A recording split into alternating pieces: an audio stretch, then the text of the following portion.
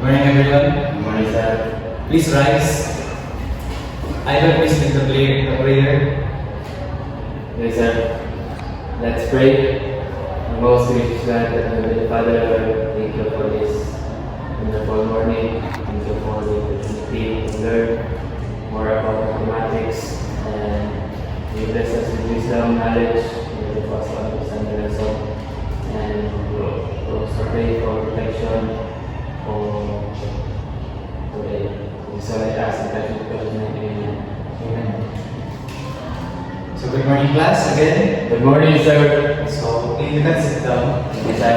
So as for today's lesson, we're going to talk about the law of cosine. So before we start, let's talk about the general idea of what is the law of cosine. So the law of cosine generalizes the Pythagorean theorem. So if you're familiar with the Pythagorean theorem, it is easier to familiarize it is much easy to familiarize how does the law of cosine works. So here is the idea of the law of cosine. So if angle A is equals to 90 degrees, then cos A is equals to 0.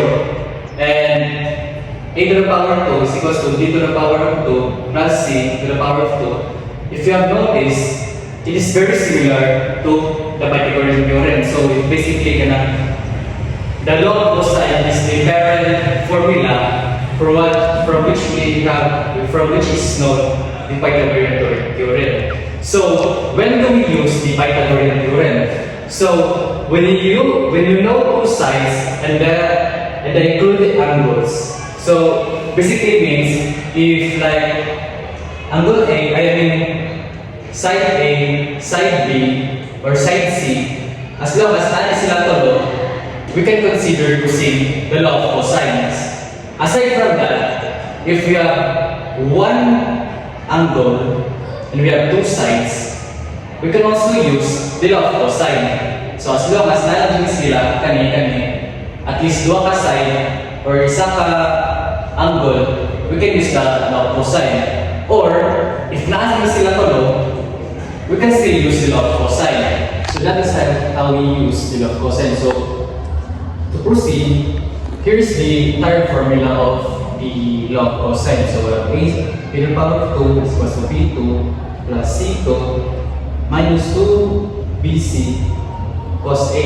So this is the formula. So it's very easy rin siya when it comes to solving mo niya sa tanak. So pero generalize na karon. So here is what the symbol mean. So A is a side opposite to the angle A. So basically yung pasabutan is kani. Yan pasabot. So B put siya and C E. Muli na siya C. So hindi nga ako gawin na ang yan ang mga solve sa law of cosine as long as nani sila tulo. Or na at least dua ka side na nani isa ka angle. Which is why nani siya na symbol muna magamit ko siya. So now here's the example. So in triangle ABC, the given we have is B equals 5, C equals 7, and A equals 60 degrees. So muna itong isolve karon. So how do we try to solve this triangle? Using the law of cosine. So let's proceed to the solution. So first we write off our formula, which is itong itulog ganyan is A2 equals to blah blah blah. And then we're going to put down the given numbers. So ang atong given is B5, C7, and A equals 60 degrees. So following our solution, sa aming given na dapat ang butan natin sa isa-isa based sa given proceed na rin. So anyway, so B squared tanawag dire B equals 5 atong button si B ato siyang pulyan o atong given. So unsa given sa B man nato ay Sir. B is 5. correct. So atong ikutan dire is B squared. B squared. So plus C unsa may C na dire na buta? 7. Correct. So atong C squared minus 2. The reason we have 2 is It's because 2 is given na daan siya. So, if you notice, ang nakabutang din 2BC, maglibog ka, kaya wala na BC dire. So, sa nakabutang, ang pasabot ani is, kung sa itong letter B, o C, mo po ibutang na to. So, basically, times na sila. So, si B, may bibig sa B, and si C, may bibig sa C. So, may mag-result na ani. So, based on my explanation, kung sa may mahimo sa BC, Mahimo siya kung sir. Ang B is 5 at ang C kay 7. correct. So, ato din sa B, butang, right. So, following that, we have cosine A. So, kung sa may A na to, 1 sir, 60 degrees. correct, 60 degrees. So, now, nanatay na yun. So, to proceed, we have to solve with each of the numbers. So, 5 to the power of 2 is equals to 25. correct. 7 to the power of 2 is equals to 49. correct.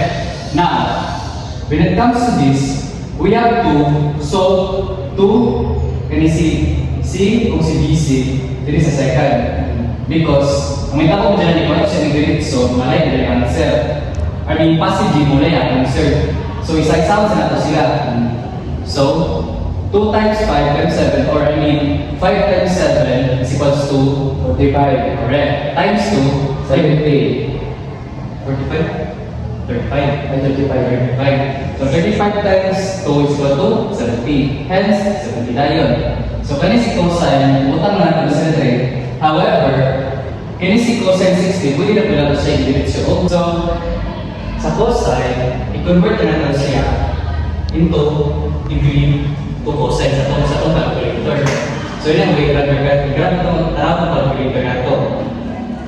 So, what we are going to do is that, kaya hindi natin siya basta-basta masolve, however, there is an alternative. Pero, masayon dyan kung atong i-calculate. So, pag-calculatean niya, ang makita po is, ato na siya reset to degree, cosine, and then buta na si 60. Which is ang result, mag-give din siya o 0.5. Hence, ang matutak is, si cosine 60 degrees, ngayon siya 0.5. So now that we have all the one now, so na itong mga given, ato na sa result na yun, isa-isa na natin sa result. So 70 times 0.5, since 0.5 yung sasaya, so pumaan na po sila. Ngayon siya, 35. Now, atong bottom next, i-plus na sila.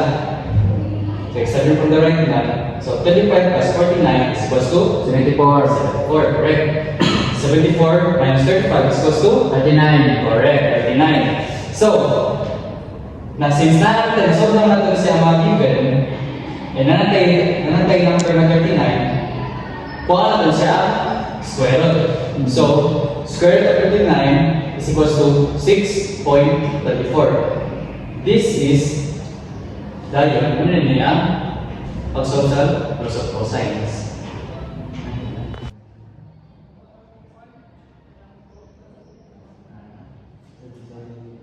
Na-solve naman nato, ay since na-explain naman nato ang law of cosine, please solve A equals 8, B equals 11, and C equals 37 degrees.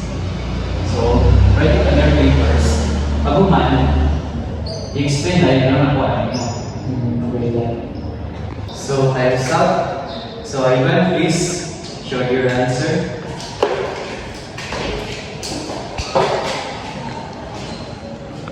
In our given triangle, which is triangle ABC, our given is our side A is equal to 8 and our side B is equal to 11, and our angle C is equal to 37 degrees. So using our formula, A squared equals B squared plus C squared minus 2BC cos A. Let's substitute our values. So because we don't have a C squared or our side C, so let's plug in our values, which is now becomes C squared is equal to A squared plus B squared minus 2BC cos C, because that is our given angle. Now to solve this, we substitute now. So C squared is equal to 8, which is our A. It becomes 8 squared, then plus 11 squared, our side B, and minus 2BC, or it becomes 2AB. So it becomes 2 times 8 times 11 cos C. Now, our cos C is 37 degrees. So let us evaluate in our solution here, our step 3, evaluate our cosine. So cosine C, or the cosine of 37, its value is approximately 0.7986. So let's plug in that on our formula. So it will become, so 8 squared is equal to 64 plus 11 squared, it is equals to 121 minus 2 times 8 times 11, it becomes 176, and multiplied by our cosine 37, which is the 0.7986. Now to plug in that, let's multiply our 2BC or 2AB to our cosine, which is 176 times 0.7986. So it will become 140.5536. So that is our value now. So our C squared is equal to 64 plus 121 minus 140.5536. Okay? So let us simplify. So 64 plus 121 becomes 185 minus 140.5536. So 185 minus 140.5536, it becomes 44.4464. So because we have C squared, so we will take their square roots, both sides. So C will become approximately 6.6668. So that is our value of our side C. Okay. So that is all. Okay, thank you, Ivan. So, the answer is, and your explanation is correct. So, is it the answer, Ivan? 6.6668. Correct, 6.6666, blah blah blah. So anyway, now that our discussion is done, I'm going to submit an assignment for our class. So I'm going to submit to the GC because we have no time na lang. So, that is all for today. Thank you, class, and God bless. Because that,